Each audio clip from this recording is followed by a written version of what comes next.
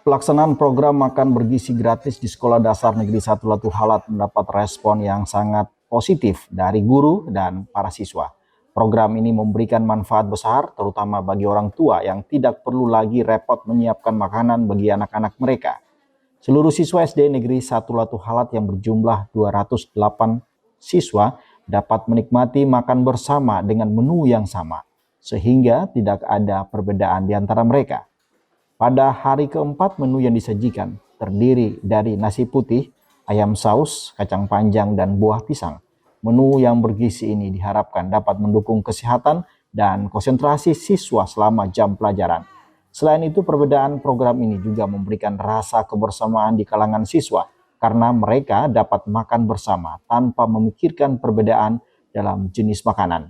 Kepala Sekolah Dasar Negeri 1 Latu Halat, Julia Bastian, memberikan apresiasi terhadap program ini.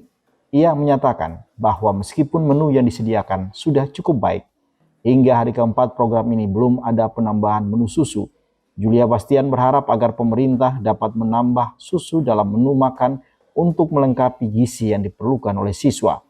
Ia mengusulkan agar susu bisa disediakan setiap hari atau setidaknya 1 hingga 2 minggu sekali.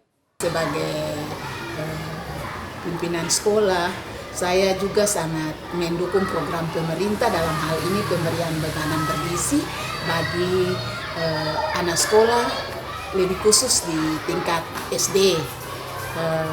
Karena kita lihat bahwa makanan bergizi yang pemerintah berikan bagi anak-anak ini juga sangat bermanfaat bagi mereka, terutama menunjang mereka punya kebutuhan gizi. Jadi kami sangat senang sekali, bahkan berterima kasih bahwa ada begitu pedulinya pemerintah terhadap anak-anak bangsa, lebih khusus siswa-siswi yang ada atau bagi anak-anak sekolah yang ada di seluruh Indonesia, termasuk ketua yang ada di Negeri 1 Latu Halat.